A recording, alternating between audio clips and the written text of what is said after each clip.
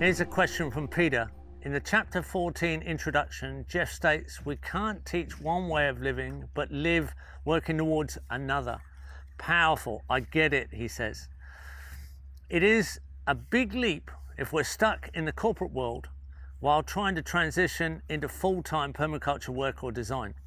What advice can you offer to help us make such a transition? How do we transition without losing everything? Well, if you don't transition, you're going to lose everything, that's for sure. You can guarantee that, because we're getting closer to a collapse, obviously, in many different ways. When you transition, you're working towards a system that can go on indefinitely.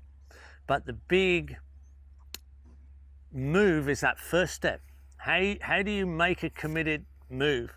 Because it's very difficult. You're living in one world, but you want to live in another world. You transition a little bit every weekend. You step over the line, but you don't necessarily stay there, and you come back and you go back into the world you don't really approve of.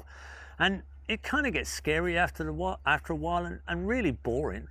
And being bored, you know, you really want to make a move. So being scared and bored makes life meaningless, really. So you really need to make that move. Now, when you make that move, it doesn't mean you have to make a living out of permaculture design. It doesn't mean you have to make a living out of growing fruit and vegetables, or even small animals, large animals. You don't have to be a farmer. You want to be an average gardener and help pay the bills. So in that you can help feed the family, reduce the need for dependence on the destructive system, reduce your energy costs in the house, reduce your transport, reduce your time that you need to earn money. And you can earn money doing something you absolutely love. It might be teaching people to play the guitar or the piano or singing, or, you know, it might be the arts. It could be anything. But if you do something you love to earn the cash you need, now you reduce your need for income. You're starting to really live. You are using permaculture to create a living, a real living. But you can also use your corporate skills. I work with people who've had corporate lives, and they use their strategic management skills, their corporate strategic management skills, to write proposals so that we can get more donations to help people who are really in need, to work in permaculture aid, to make more of our systems really obvious as a truly sustainable success story. Because a lot of our donations actually come from the corporate world, but you need to be able to translate permaculture into corporate language. Because permaculture at a ground level was not understood at a corporate level. So there has to be this translation.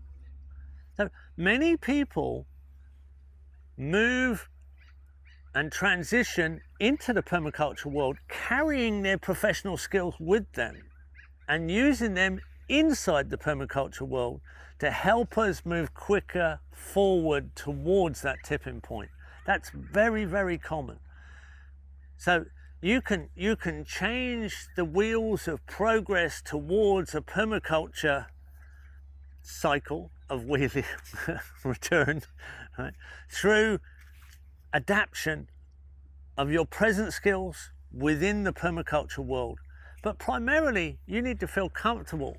You need to feel comfortable using permaculture design in your own life to reduce your demand, reduce your requirements, reduce your consumption, reduce your transport costs,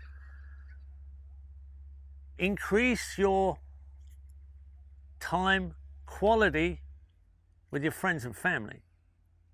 That's success. Health, happiness, contentment, and a meaningful life. And there's nothing wrong with using your professional skills in a way that is adapted to help permaculture. And if that's what you love to do, then that can continue to be the way you earn the money you require to subsidize your transition. So there you go.